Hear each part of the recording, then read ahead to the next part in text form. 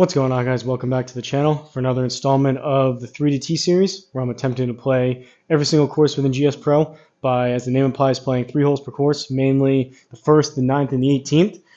As you can see, a little bit of a different start here because this is another one of those awesome new courses where I don't want you guys to miss anything as soon as the course gets loaded up. So while I'm going through this, we are playing Jurassic Park. Or excuse me, sorry, scratch that. That was a Freudian slip. Jurassic Par3.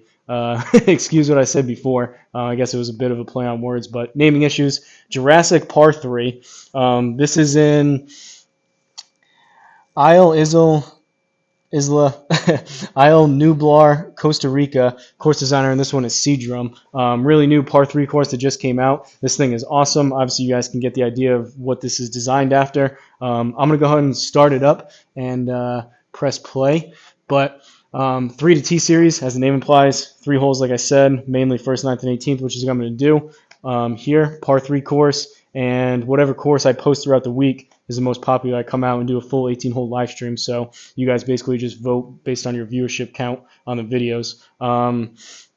Did a couple earlier testing videos today, kind of figured out a few things here. Did a definitive test on the tees. Definitely you want to use black tees if you have them versus white or any other color. Did some more testing with the new firmware and the new update within Square. So I'm using the brand new firmware, using the brand new GSPro connector. Haven't played a ton of golf because I've been traveling and holidays and all that stuff, so wanted to get back into the swing of things here and actually playing some golf.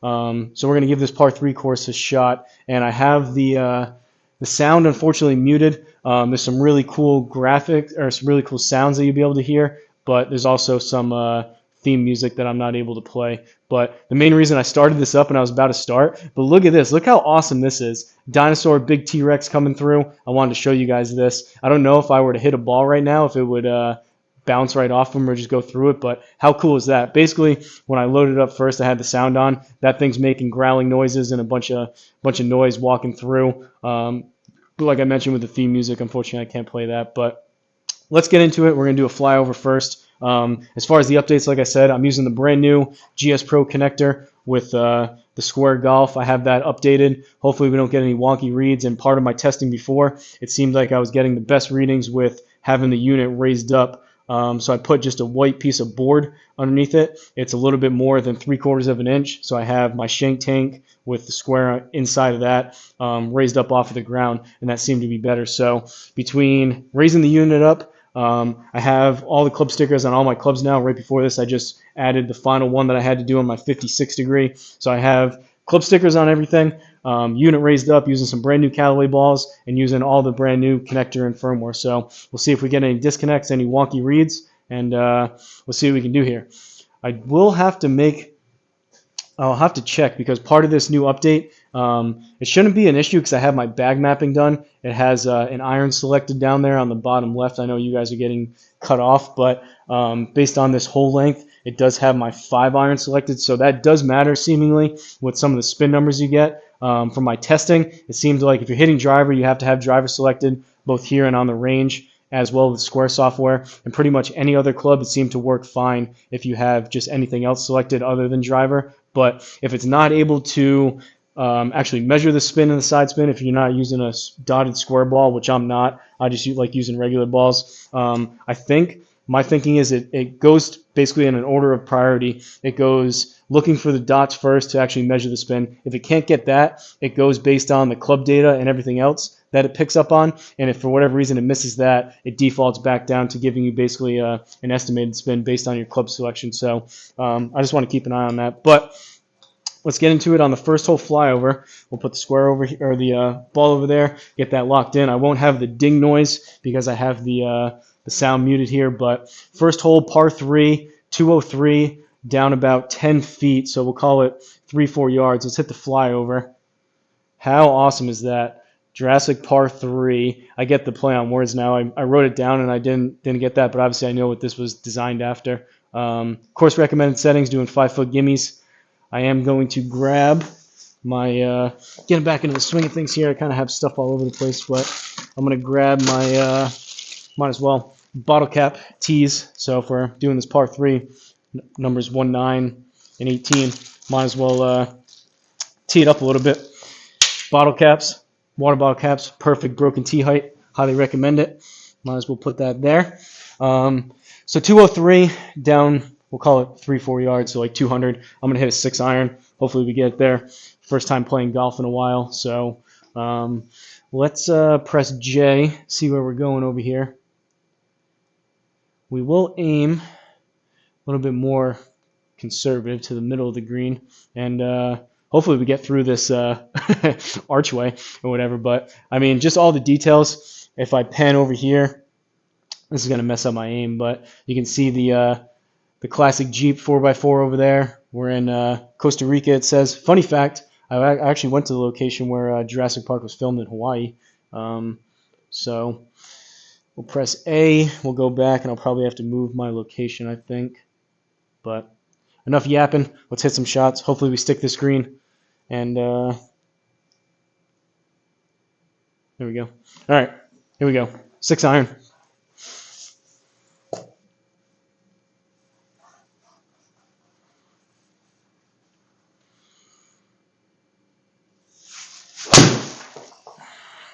Pulled it, and we aim left. That's drawing. Sit there. Sit, sit. All right. Not the best strike in the world. 174 carry, 185 in the game, 190 total. 35 yards left. What are we in? We're in the rough. We're on a significant upslope, so it's going to launch higher and land softer. Probably not a terrible thing over this rock.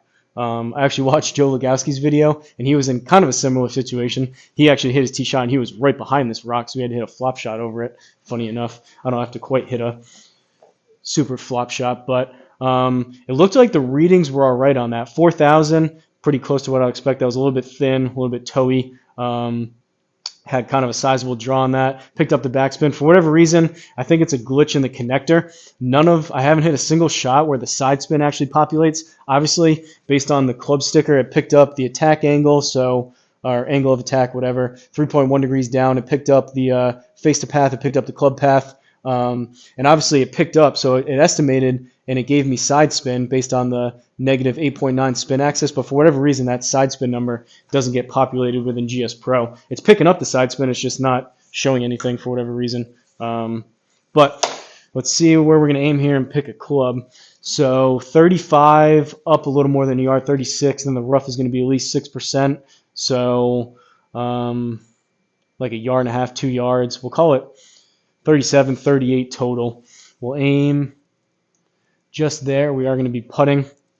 Still need to figure out some of my putting misreads. We'll see. Bogeyman Bill has been thinking that maybe my white alignment strip, we'll cross that bridge when we get there, but white alignment strip on my Odyssey putter that I love here, maybe throwing it off. We'll see. Maybe in the future I'll test trying to putt with different colored balls. Maybe that will work. But first and foremost, let's get this thing hopefully on the green and close. So we'll go 56, which I just put the tape on.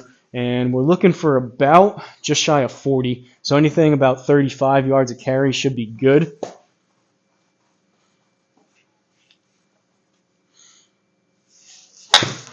Thin, 49, sit, off the rock, bounce back.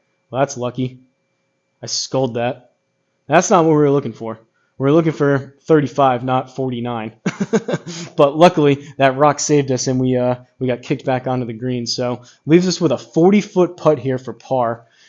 Up 6 inches, so I believe, who was it? Perry Smith, I think, wrote. I was asking about ball speed. He put it in a live chat in one of the premieres. He gave me a calculation. I took a screenshot of it. He was giving me the calculation of ball speed based on 10 stimps. But I do believe maybe it's regardless of stimp. I know I'm doing a lot of talking here, but first real round playing in a while, so kind of is what it is. If I play another one or two, it'll be more to the point. But I do believe that the slope on the green is independent of the stimp speed. So I think for this one, because it's up 6 inches, I think I want to play this 40 feet 3 inches or 46 feet 3 inches as a feel. And if it was like down 6 inches, you would want to play it as 34 feet. So basically, it's my understanding you add or subtract a foot per inch. I don't know. I'm not that good at simulator putting anyways, so that won't make a ton of difference. But it looks like it's breaking left to right at the start, and then it goes back. And that's breaking right to left at the cup. So honestly, I think I may even go just a little bit to the right. We'll see. We'll see if we can get these to register. Maybe having the unit just raised up a little bit will solve some of my putting issues by itself without having to mess with my putter. It would be a shame. I do like the alignment aid of the white, so I don't really want to cover that with tape if I don't have to, and don't really want to have to switch out and get a separate putter just for this. I would like being able to putt with the actual one that I really like and use on course. But let's see if we can get something close to 46 feet as a feel here for this putt.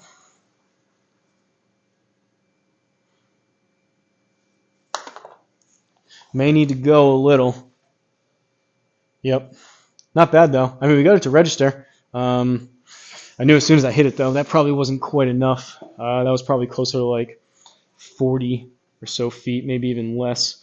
Now we've got 7.5 feet down an inch. So I think as a feel, I need to have 6 feet 5 inches. Still breaking right to left here. I don't know what happened to my orange aim stick. Sometimes that thing disappears for whatever reason, which is a little bit frustrating. Can I click? Will it show up if I click? All right, there it is again. Is it gonna break? That should be all right. We're like a little bit outside of the cup. We'll try that. It's breaking a good amount at the start, and then it kind of levels out, so we'll see. Hopefully I can drop this in. We're putting for bogey, so 6 feet 5 inches as a feel here.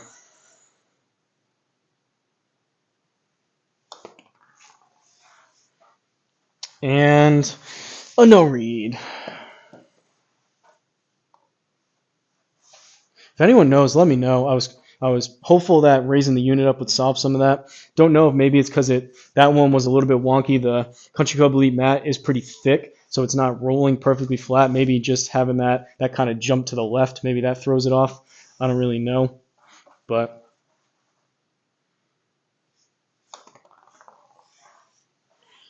that one picked it up and we snuck it in. That thing broke a lot, but bogey to start it. Flying over to the second hole, ninth hole, par 3, 138, down 47. Wow, look at this. All right, let's hit the flyover. 1 over through 1.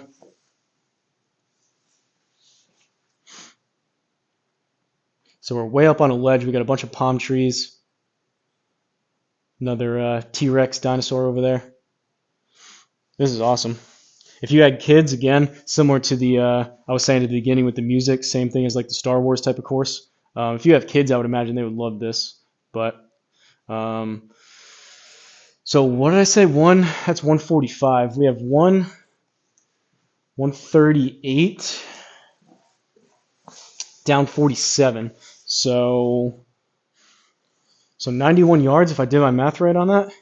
Again, it would be nice if they just had an option you could like click a button within GSPro and it just does the math for you instead of if you're not great at mental math, I'm all right, I guess. But some of these calculations instead of maybe if you're not great at it, pulling a calculator out or something or having to do it in your head. But it would be nice if they just kind of did the math for you. But 91, we're gonna go choke down approach wedge, try to hit this right in that neighborhood of about 85, 90. So I like my 100-yard shot with this club. We're going to take a little bit off of that and see if we can put this relatively close here. Thin.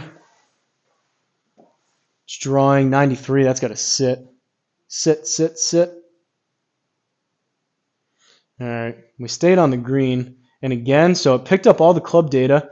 No side spin that populated, but it did pick up side spin. It had it as a negative 4.2 spin axis draw. And again, I hit that a little bit thin, low on the face. So having the numbers and the backspin numbers drop down, that was my main concern and my main issue when I was doing my testing the first time I came out. To me, that's perfect. Like I hit that a little bit thin. Numbers should drop down.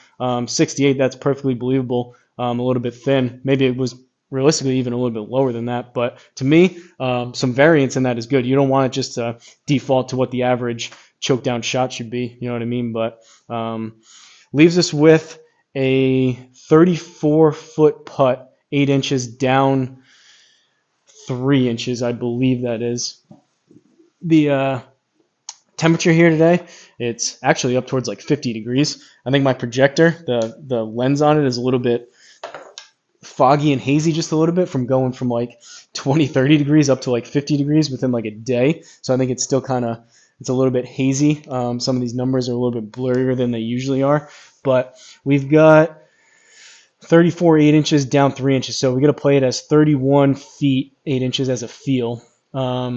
Breaking a little bit right to left to start, but it's pretty straight, and then it breaks back from left to right at the cup. So we'll go there, and we'll see. We do have putter selected. It's unfortunate now with this new update, you got to kind of, putter was always the thing. You want to make sure if you're on the fringe, you got to select putter if you had it, but you got to make sure, it shouldn't default to driver, but I want to make sure my club selection is at least remotely close. But let's see, 31 feet here.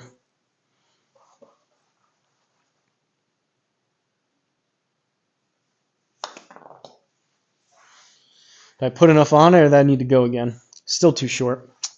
First time putting here on the simulator in a while. So, 1, it wasn't super pretty before, but 2, after taking a pretty sizable break between holidays, traveling, my feel for some of these putts, not ideal. But leaves us with 10 feet. No upslope or downslope to worry about. It is breaking just a little bit left to right, so we'll aim. Is that too much? We'll go there. It's like half a cup, cup out to the left. 10 feet.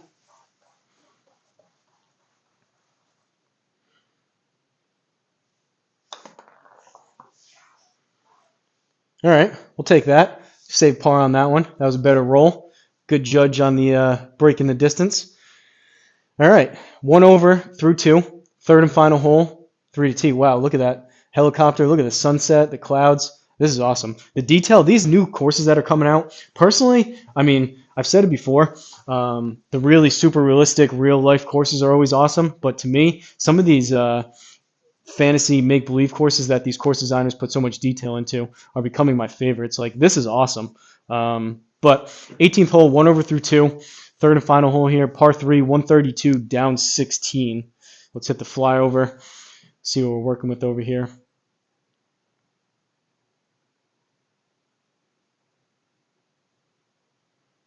Couldn't exactly make out. There was something on that green. I don't know what that is. There's like a mound over there.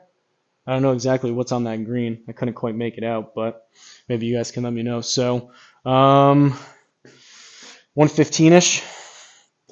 Let's go like 3/4 pitching wedge.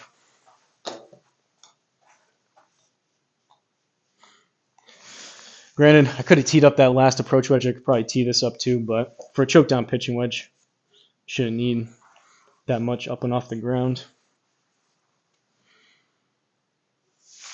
A little bit thin again.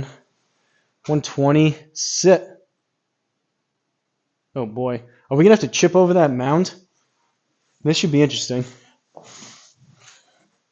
Catching these a little bit thin, but it's picking up all the club data, which is good. Wow, look at this. Honestly, I don't know. I'm debating just hitting a 60 degree over this to take this out. Otherwise, we're going to have to aim way up to the right. It's going to kick it back, and then it straightens out. Where is our ball? It's not even showing where we are. If I press B, does that show us? No. It says we're on the green. You look at the red dot down there.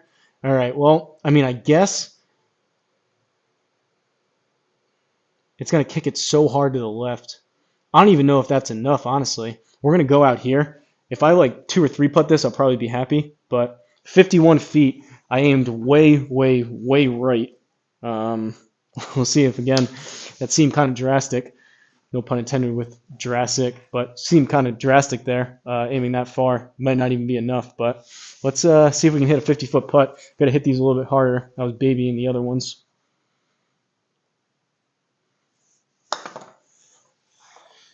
Gave that one a little bit extra, and not horrendous. Didn't put nearly enough on it, and that broke a ton. I'm assuming some of that massive break up over the hill. Maybe from where the ball was to where the cup was. I probably should have realized that. Maybe that was flat, but that definitely took some distance off. I hit that kind of hard. That took some distance off going up and over that hill. In any event, this looks pretty straight now. It's breaking behind the cup, but that shouldn't matter. 11 feet 4 inches. Let's see if we can sneak this in. Big fan of this course, though. This is cool. Not the biggest Jurassic Park fan in the world, but for people that are, I'm sure like it even better. But just these one-off, like I said, fantasy courses are pretty awesome. All right, 11 feet. Felt like a little bit of, that felt like a little bit of a pull, and it was a little bit of a push from the square. Who knows? Again, I explained that in a couple other videos. It's tough putting on like a actual hitting mat like this that isn't perfectly flat. There are some bumps here and some uneven spots in the mat, so sometimes it's a little bit tough to tell. That one felt like I pulled it, but maybe it's tough to tell sometimes when you hit it, even if you're hitting a perfectly straight putt. If because the mat isn't perfect and it catches one of these like ridges or whatever, maybe it pushes it a little bit right. Maybe it felt like a pull, but it came off right. Sometimes it messes with your feel a little bit. I still probably need to maybe adjust my hitting area and putt from like right here. That's flatter, which would probably be better. So move the square a little bit closer, putt from here, and then I have to hit from probably right here. Maybe a better way to do it, but I'm open to suggestions. But as far as this one goes, hopefully you guys enjoyed it. Jurassic Par3, designed by Seadrum